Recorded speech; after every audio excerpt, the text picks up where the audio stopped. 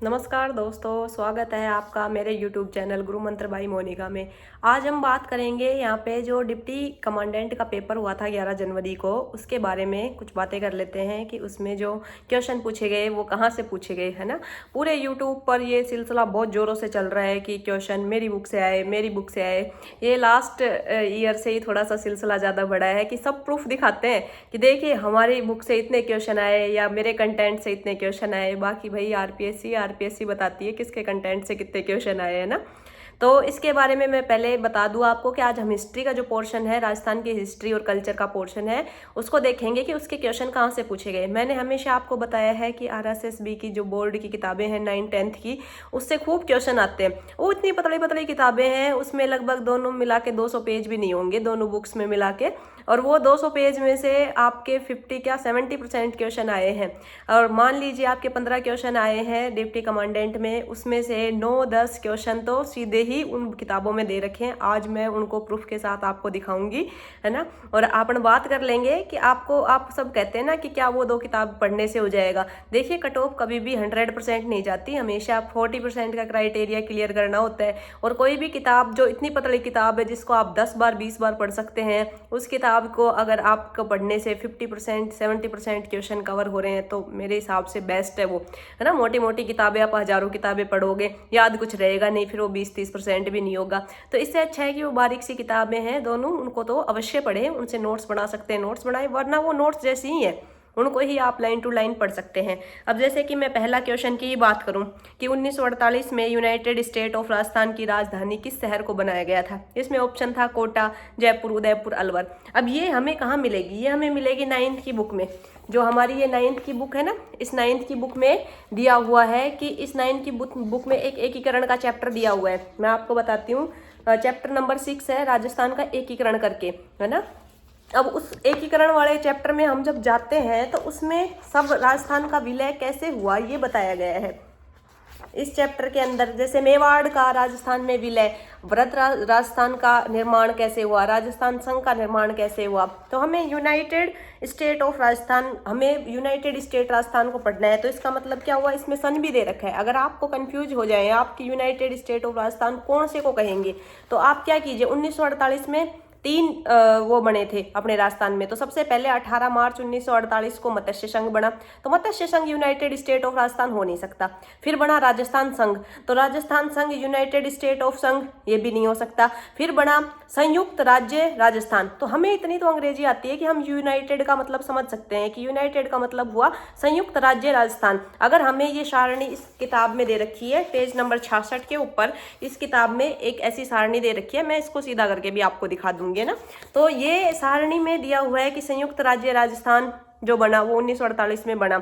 अब 1948 के अंदर उदयपुर को राजस्थान संघ से जोड़ा गया। जो राजस्थान के पहले 2 चरणों में राजस्थान का एकीकरण हो चुका था, उसमें किसको जोड़ा गया, उदयपुर को जोड़ा गया। जब एक ही रियासत जोड़ी गई तो उसी रियासत को जोड़ने के लिए भाई प्रलोभन दिया गया। इसमें डिटेल दे रखा है, आप पढ़ सकते हैं कि भाई महाराणा को जब जोड़ा गया तो महाराणा को ये कहा गया कि भाई हम आपकी राज्य को राजधानी बनाएंगे, और उसमें पैसे भी दिए गए। अब इसमें पैसे का भी पूछ सकता है आगे आरपीएससी, मान लीजिए डीप क्वेश्चन बनाना चाहे तो आप ये करिए कि वो पूछ ले कि महाराणा को कितने रुपए वार्षिक प्रीवी पर्स दिया गया, मतलब दिए जाते हैं ना कि आपको इतने रुपए दिए जाएंगे, आप हमारे साथ जुड़िए, आपको कुछ करने की आवश्यकता नहीं रहेगी। तो इसमें पूछ सकते हैं राज प्रमुख पद का भत्ता कितना था। अब ये भी फैक्ट है, आप कहाँ से पढ़ेंगे। 5 लाख रुपए वार्षिक राज प्रमुख के पद का भत्ता था।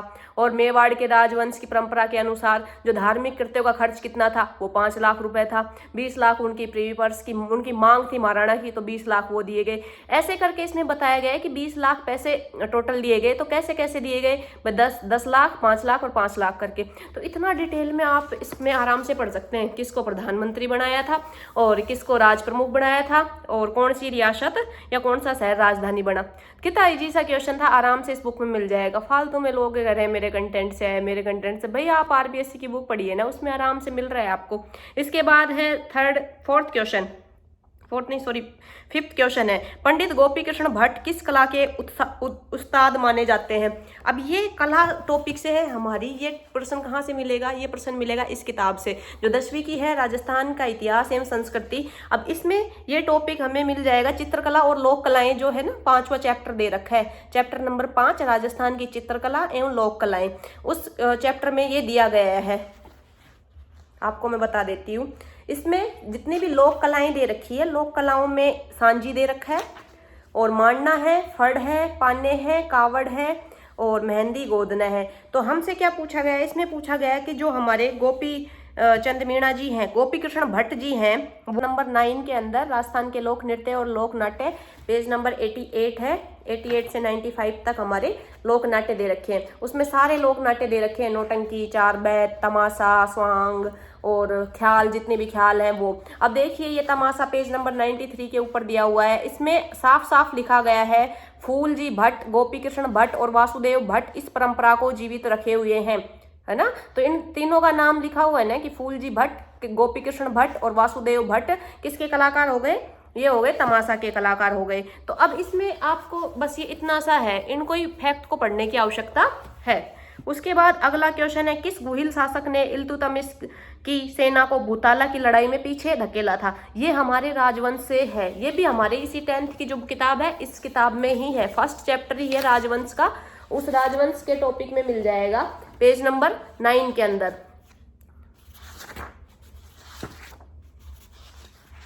पेज नंबर 9 में जैत्र सिंह दिया हुआ है, जैत्र सिंह मात्र 5 लाइनों में दिया हुआ है, 5 लाइन में से आरपीएससी ने एक बढ़िया सवाल पूछ लिया है, ठीक है। इन 5 लाइन में है गुहिल, इसमें लिखा हुआ है कि 1227 में भूताला के युद्ध में दिल्ली के गुलाम वंश के सुल्तान इल्तुतमिश की सेना को परास्त किया था। कि अब जैत्र सिंह के बारे में लिखा हुआ है, भूताला का युद्ध हुआ। अब ये पूछ सकता है आगे क्वेश्चन कि भूताला का युद्ध का जो सन है वो बताइए, तो 1227 बता देंगे। अब हम ये भी पूछ सकता है कि इल्तुतमिश कौन से वंश से था, है ना, इन सब चीज। अब इसमें एक फैक्ट और दे रखा है कि जिसका वर्णन, तो जो ये युद्ध का वर्णन है वो कहाँ मिलता है, जयसिंह सूरी के ग्रंथ हमीर मदमर्दन में मिलता है। तो कितने फैक्ट बन गए, एक लाइन में बहुत सारे फैक्ट है कि भाई जो हमीर मदमर्दन है ये किसने लिखा, जयसिंह सूरी ने लिखा। तो और ये जो भूताला के युद्ध का वर्णन है ये किस में मिलता है, तो हमीर मदमर्दन में मिलता है। तो इन सब चीज़ों को अगर हम पढ़ते हैं ना तो इससे हमें मतलब बहुत ज़्यादा जानकारी मिलती है। अब ये क्वेश्चन हो गया, ये इसी बुक में मिल गया 10वीं की किताब में। इसके बाद का क्वेश्चन है, राजस्थान में पिछवाई शैली की क्या विशेषता है। तो मैंने अभी बताया 5वें चैप्टर में, कक्षा 10 की किताब है RSSB बोर्ड की, इसके अंदर चैप्टर नंबर 5 है राजस्थानी चित्रकला और लोक कलाएं। तो जो लोक कलाएं हैं उसके अंदर पिछवाइयों को दे रखा है, और चित्रकला में भी है, नाथ द्वारा जो शैली है ना, नाथ द्वारा शैली के अंदर दिया हुआ है, ये पेज नंबर 55 है। पेज नंबर 55 के ऊपर आप देखेंगे कि नाथ द्वारा शैली, जब हम मेवाड़ चित्र शैली पढ़ते हैं ना तो उसमें हम पढ़ते हैं कि उपशैलियाँ हैं, मेवाड़ की उपशैलियाँ, उदयपुर शैली, नाथ द्वारा शैली। अब नाथ द्वारा शैली में इसमें लिखा गया है कि नाथ द्वारा में पुष्टि मार्गीय संप्रदाय के चित्र बनते थे, श्रीनाथ जी की भक्ति का प्रमुख केंद्र था, और उदयपुर शैली और व्रत शैली का समन्वित रूप है। ये किसका, उदयपुर और व्रत शैली को मिक्स करके बनाए गए। नाथ द्वारा शैली में जो श्रीनाथ जी के स्वरूप के पीछे सज्जा के लिए बड़े आकार के कपड़े के पर्दे पर बनाई जाती चित्र वो पिछवाइया कहलाती है। कृष्ण चरित्र है, इसमें हरे पीले रंगों का प्रयोग हुआ है। तो इसमें सारी जानकारी दे रखी है जो हमारे क्वेश्चन से रिलेटेड है। अब इसमें जो बताए गए हैं कि हरे हिंगलू, पियावाड़ी, सफेदा, काजल, नील, हड़मंच, हारा भाटा, सोने की शाही, चांदी के लिए कथिर, इन सब का इस्तेमाल होता है ना। तो इसमें हरे पीले रंग के हो गए चांदी, और ये देखिए सोना पीले रंग में ही आता है, हरा बाटा हरा रंग आता है ना। तो इससे हम क्या कर सकते हैं, थोड़ा सा पता लगा सकते हैं। अगर ऊट पटांग भी थोड़े नाम दे रखे ना तो भी हमें आइडिया हो जाता है कि हाँ यार ये क्वेश्चन यहाँ पढ़ने पड़ा था, हमें पता है कि नाथ द्वारा चित्र शैली के अंदर हरे पीले रंग का प्रयोग होता है। तो उससे आपका क्वेश्चन हो जाएगा। इसमें डायरेक्ट नहीं, लेकिन बहुत सारी चीजें ऐसी दे रखी है जिसकी वजह से आप आराम से इसका कर सकते हैं। अब जैसे कदली के वृक्ष है ना, कदली का मतलब जो केले के वृक्ष होते हैं वो है, कदम के वृक्षों का चित्र है। फिर चित्रकार के नाम दे रखे हैं जो बहुत इंपॉर्टेंट है इसके नीचे, वो भी पूछते हैं। तो ये क्वेश्चन भी यहाँ से कवर हो रहा था। एक अग्रणी संस्कार है, ये जरूर इसमें नहीं है क्योंकि अपने शायद संस्कार जो है वो इस बुक में दे ही नहीं रखा, टॉपिक है ना, रीति रिवाज और संस्कारों का टॉपिक इसमें है नहीं। फिर था वाद्य यंत्र, तो वाद्य यंत्र दुका को वाद का वो थोड़ा डीप ज़्यादा पूछ लिया। उसके बाद भील समाज में हाई रखवी, भील समाज के अंदर हाई रखवी की जो प्रथा है ये भी इसमें नहीं है। इसके बाद है हल्दी घाटी युद्ध में, क्वेश्चन नंबर 13 है, ये हमारी किताब में मिलेगा। हल्दी घाटी युद्ध के पश्चात महाराणा प्रताप ने मेवाड़ के मुगलों के द्वारा जीते गए प्रदेशों में से निम्न में से किसे छोड़कर सभी पर अधिकार करने में सफलता प्राप्त की थी। ये एज इट इज आपके लाइन टू लाइन आपकी बुक में है, और ये भी इसी किताब के जो फर्स्ट चैप्टर है, 10वीं की जो RSSB बोर्ड की किताब है उसका फर्स्ट चैप्टर है राजवंश। राजवंश में भी महाराणा प्रताप दे रखा है। पेज नंबर है 12, और 12 पेज नंबर के अंदर देखिए महाराणा प्रताप दिए हुए हैं ना, और उसके अंदर ये सीधा ऐसे के ऐसे लिखा हुआ है कि 1585 से 1597 के बीच में प्रताप ने चित्तौड़गढ़ और मांडलगढ़ को छोड़कर शेष राज्य पर पुनः अधिकार कर लिया। दो ही दे रखे हैं कि बस चित्तौड़ और मांडलगढ़ को छोड़ के। तो ये रहा, मैं इसकी भी एक लगा दूंगी क्लिप, आप देख लीजिएगा, बिल्कुल एज इट इज पूछ लिया है। उसके बाद में मिट्टी की एक नारी कलाकृति जिसके पीछे की 2 वेणियां सिर पर पगड़ी धारण किए हुए है, इसकी जानकारी इस बुक में नहीं है। और फिर संत के बारे में भी इसमें क्वेश्चन नहीं है। अगला क्वेश्चन है क्वेश्चन नंबर 18 जो बोलियों से संबंधित है। तो राजस्थानी की बोलियां खैराड़ी, निमाड़ी और राजावाटी और सोंदवाड़ी। अब ये क्वेश्चन भी हमारे जो किताब है इसमें साहित्य और बोलियां करके एक चैप्टर है, मैं बता देती हूँ आपको। राजस्थानी भाषा और साहित्य चैप्टर नंबर 9 है, इसके अंदर 96 पेज नंबर पे ये चैप्टर है। तो इसी चैप्टर के अंदर ये सारी बोलियां दे रखी है, आराम से आपको मिल जाएंगे। मैं कह रही इतने क्वेश्चन मिलते हैं इसमें, इस बुक से बहुत सारे क्वेश्चन पूछते हैं, और इससे 2 क्वेश्चन पूछे गए हैं इसी चैप्टर से। ये देखिए पेज नंबर 97 है, 97 में बताया गया है, इसमें पूछा है कि खैराड़ी, निमाड़ी, राजावाटी और सोंदवाड़ी कहाँ कहाँ बोली जाती है। राजस्थान का एक मैप मोटा मोटा बना लीजिए, उसमें देखिए कि राजस्थान, दक्षिणी राजस्थान कौन सा है, दक्षिणी पूर्वी राजस्थान, पश्चिमी राजस्थान और मध्य पूर्वी राजस्थान।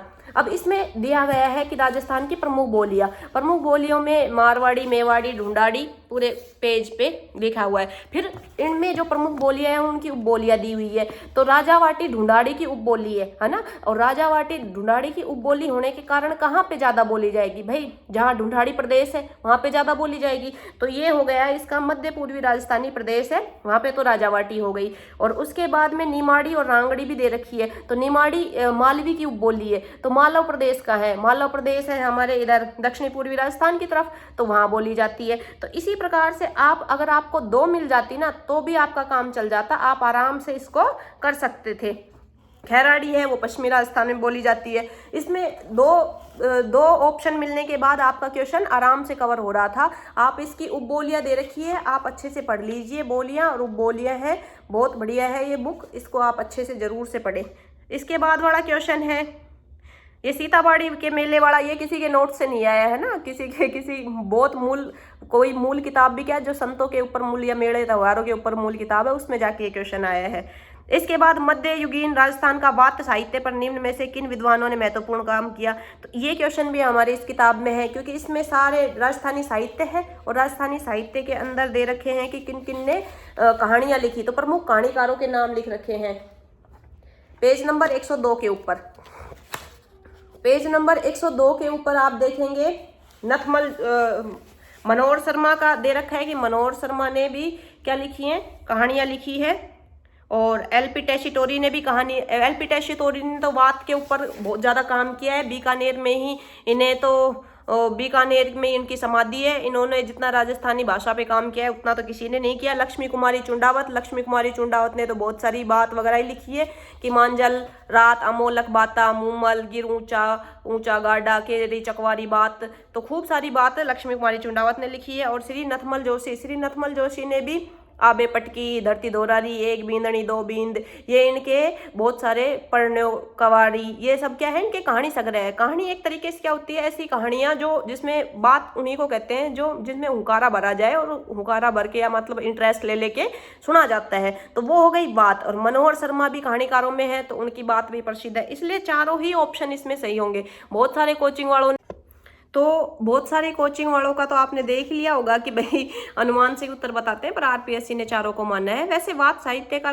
भाई एलपी टेसिटोरी का इस बुक में तो दे नहीं रखा कि उन्होंने कोई वाद साहित्य लिखी, लेकिन हाँ अपन ये तो अंदाजा लगा सकते हैं कि उन्होंने बहुत सारी राजस्थान की जो भाषा थी ना उस पर बहुत काम किया। वेली किशन रुक्मणी पे भी उन्होंने काफ़ी काम किया है, पीएचडी वगैरह उनका राजस्थानी भाषा में ही था, है ना।